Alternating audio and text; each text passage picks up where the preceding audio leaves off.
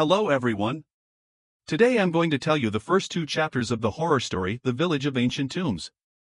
Let's get started. That afternoon, when I came home, I saw my mother crying. She was nearly panicking. My father wasn't home. I had no idea where he could be at that hour.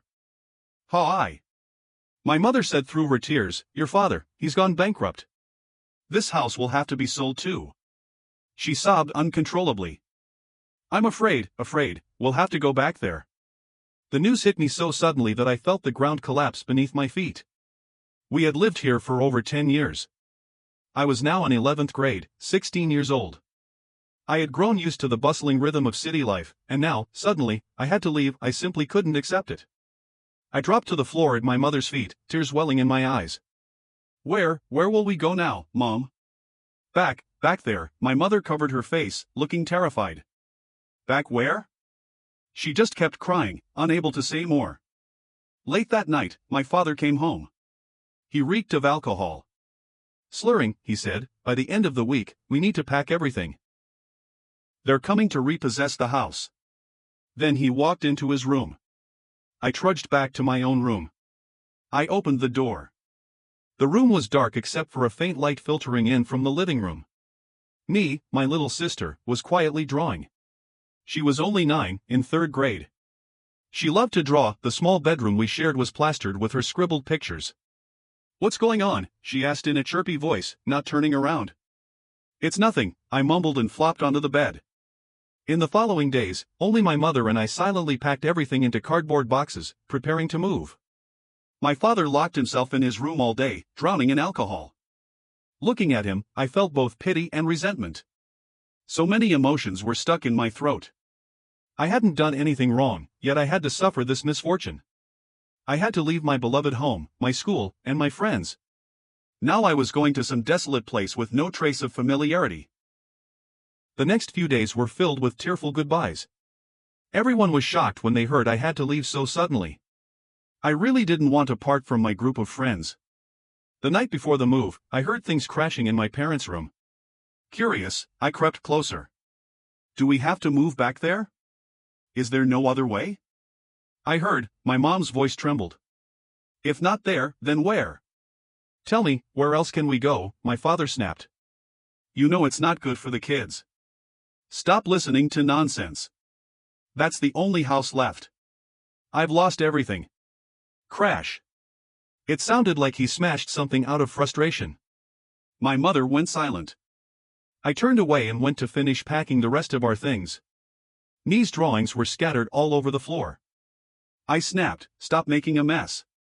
Can't you see I'm exhausted?" She peeked out from behind the curtain, giggling. I picked up the drawings. They all looked similar, houses clustered on a small hill with a big mountain behind them. Stick figures wandered below. I didn't pay much attention and tossed them into a box. Honestly, I wanted to throw them all away, but she'd cry if they were gone. Even though she was 9, sometimes she acted like she was only 4 or 5. The next morning, we left early. Everything was loaded into the trucks quickly. It took 2 full trucks to move all our belongings. I stood dazed at the doorway, staring into the now empty house, my throat tight, my eyes blurred. This house had held so many happy and sad memories over the past 10 years. I remembered our warm family meals, and now, it was all gone. Hi. "Let's go, dear," my mother called hoarsely. I turned away. I reached out and closed the door behind me, shutting away the most peaceful time of my life. Even now, I still didn't know exactly where we were moving. All I knew was that it was a house in the countryside that my grandfather had left to my father. With nowhere else to go, we were heading there. After a long, bumpy ride, we spent the night at an old roadside motel. We expected to arrive by early the next morning. That night, I had a strange dream. I was lost in the fog. In front of me was a little girl, even younger than me. She was running ahead, pulling me along. Her voice echoed through the mist, "Go. Hi, don't go back." The stifling dream woke me in the middle of the night. The major upheaval in my life still had me reeling. I lay back down and forced myself to sleep. Tomorrow we'd arrive at our new home. The next morning, we set off early again. The scenery became more and more remote, a far cry from the bustling city I had once known. Strangely, something about the trees along the way felt oddly familiar. As the truck climbed a hill, bang, a loud explosion rang out. The tire had blown out. Damn! I didn't bring a spare tire, the driver said sheepishly, scratching his head. We're almost there, my father said. The truck with our stuff already went ahead. We'll walk from here. Please stay and call for repairs. He waved for the three of us to get down. He told us to go ahead while he helped the driver and watched over the truck. My mother, Nee, and I trudged up the winding hillside. The road grew more and more deserted. Dense forest and undergrowth flanked us on both sides. It's been so long. I don't even remember if this is the right way, my mother murmured. So she'd been here before? This place wasn't my paternal or maternal hometown. All I knew was that somewhere in this village, there was a house my grandfather had left to my father. What's the name of this village, Mom? I asked. Thoha Village, dear. I kept walking in silence. Somehow, I felt like I had walked this road before, but couldn't recall when or why. When we reached the top of the hill, the village appeared. The houses were close together, tiled roofs, 2 or 3 stories high. I breathed a sigh of relief. At least it wasn't as rural as I'd feared. In the distance behind the village stood a large mountain. What startled me was how eerily similar the village looked to Nee's drawings. She was only 9, she had never been here before. I followed my mother, approaching our new home, unaware that I was stepping closer and closer to the long, haunting nightmare that awaited me. As we entered the village, my mother seemed more uneasy than usual. She silently led Nee ahead, while I followed behind. The village was rather quiet. Only a few children were playing in the street. When they saw us, they pointed and whispered. Seeing them stirred some vague memory in me, but it wasn't clear. My mother led us all the way to the end of the village. It turned out we weren't going straight home yet. My mother first turned into the village chief's house. I bowed my head in greeting to the dignified-looking man. My mother told me to wait outside with Nee. Nee looked cheerful, unlike Nee gloomy and withdrawn. My mother went into the village chief's house to talk about something. It seemed she was asking about some village rules. She greeted the man, Uncle Lang. It's been a long time since we've returned. How have you been? The man nodded and looked at me as if he had known me for a long time. Her eyes grown a lot. She's nothing like she used to be. After a while, my mother finally came out of the large, clean house looking tired. She sighed and began leading us on. We continued deeper into the village, down winding roads that seemed to sink further and further inward. The houses looked different from one another, some were low and shabby, tiled with strange bricks. Others were more modern, built of concrete or with multiple floors, and caged balconies filled with greenery. The only thing they had in common was their unmistakable gloom. None of the houses had gates.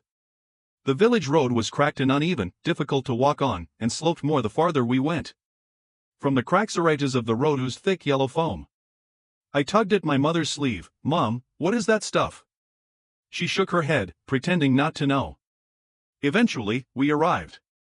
The old house left by my grandfather sat near the center of the village.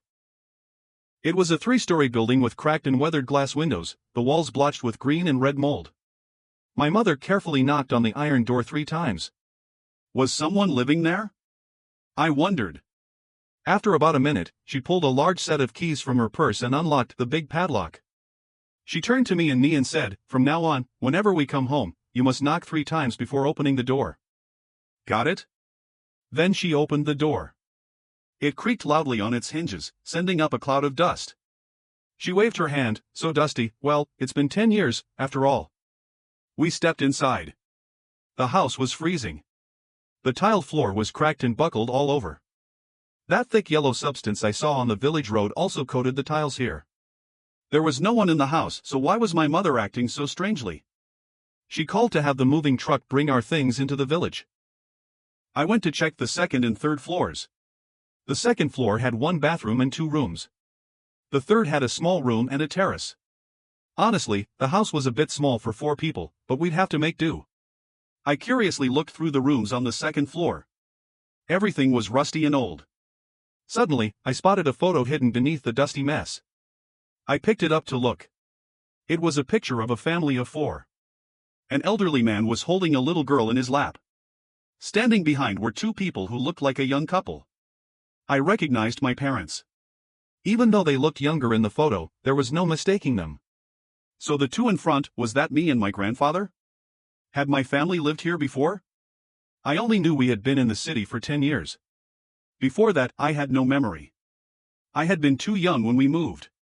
Maybe I had lived here once. Back downstairs, two movers were carrying a living room set in. As they were about to place it on the first floor, my mother quickly said, "No, don't put anything on the first floor. Take it all to the third floor." I told her, "But Mom, I checked already. There's no space. Can't we leave it on the first floor?"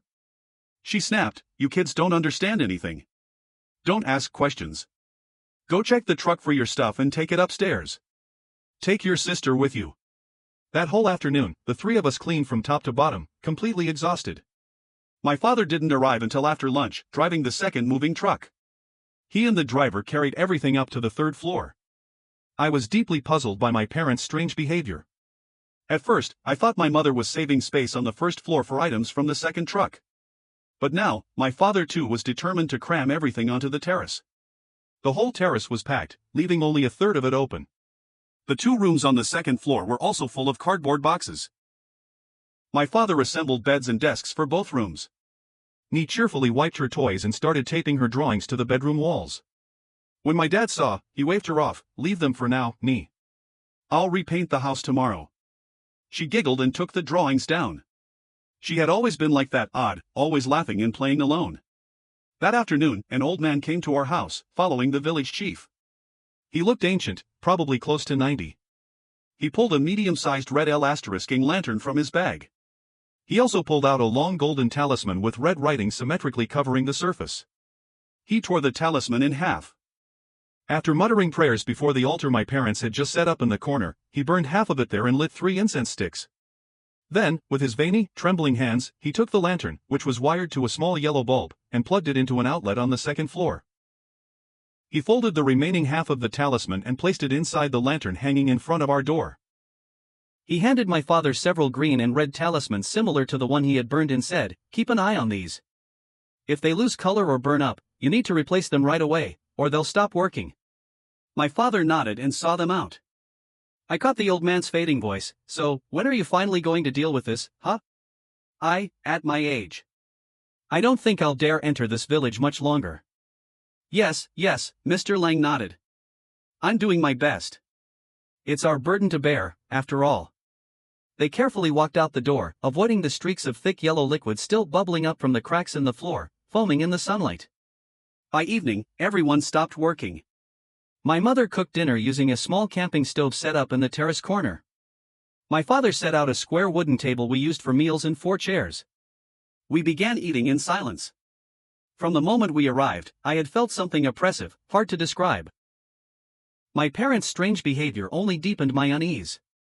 My mother finally spoke, "Next week, you two will start school in the district. I've already registered you. You're used to city schools, so it shouldn't be too difficult. I know this is a big loss for you both, but please understand your parents." I just kept eating, head down, my throat tight. My life had been turned upside down. It wasn't something I could easily accept. Suddenly, a sharp siren rang out across the village. Pippi Pippi.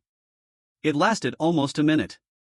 Amid the sound, I heard children and adults calling to each other. Doors slammed shut all around. My father said, "That's the curfew siren." I looked at my watch. The hour hand pointed exactly at 6. My mother added, "Oh, I forgot to tell you. This is very important. After 6 p.m., neither of you is allowed outside. Understand, hi?" Nee? My sister nodded. I said, "Okay. But why?" "That's just how the village is. Just follow the rules, alright? Come straight home after school." After the siren, the whole village suddenly lit up.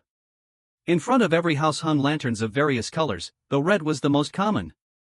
I hadn't noticed them earlier because they weren't lit during the day. "Wow, it's so pretty, Mom." Nee squealed excitedly and ran out to the balcony. I followed her.